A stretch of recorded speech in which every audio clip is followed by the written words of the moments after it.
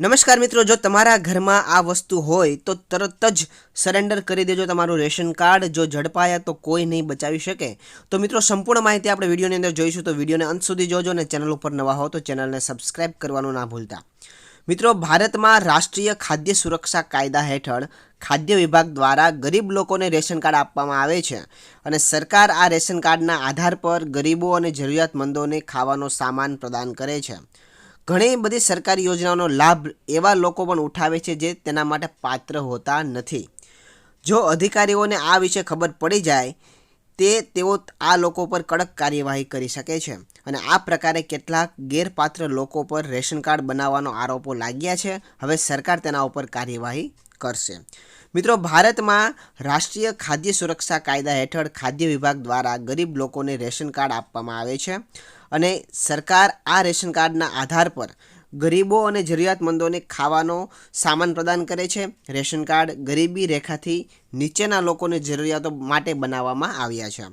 મિત્રો, અલગ અલગ રાજ્યોમાં તેના નિર્માણની જુદી જુદી સુવિધાઓ છે. કેટલાક રાજ્યોમાં ઓનલાઈન અને ઓફલાઈન બંને પ્રકારે અરજીની રજૂઆત કરે છે, તો કેટલાક અન્ય રાજ્યો માત્ર ઓફલાઈન પ્રક્રિયાના આધારે જ રેશન કાર્ડની અરજી સ્વીકારે છે. અને હવે મિત્રો, આપણે વાત કરીએ તો ભારત સરકારે રેશન કાર્ડ પ્રાપ્ત કરવા માટે વિશિષ્ટ પાત્રતા ધોરણો નિર્ધારિત કર્યા છે, જેની અંદર પહેલું છે સંપત્તિની માલિકી.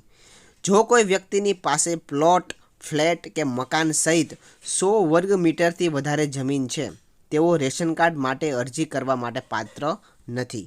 ત્યારબાદ વાહનની માલિકી. જો કોઈની પાસે કાર કે ટ્રેક્ટર જેવું 4 વ્હીલર વાહન હોય છે, તેઓ રેશન કાર્ડ પ્રાપ્ત કરવા માટે અયોગ્ય છે.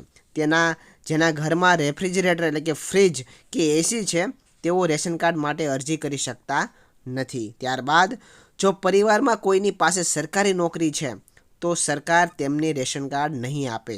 અને પછીની વાત કરીએ તો પરિવારની વાર્ષિક આવકમાં ગામમાં 2 લાખ રૂપિયા અને શહેરમાં 3 લાખ રૂપિયાથી ઓછી હોવી જોઈએ.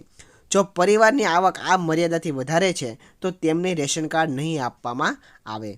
હવે મિત્રો, આગળ વાત કરીએ તો જે લોકો કરપાત્ર આવક ધરાવે છે અને વાર્ષિક આવકવેરો ભરે છે, તેઓ પણ રેશન કાર્ડ મેળવવા માટે અયોગ્ય છે.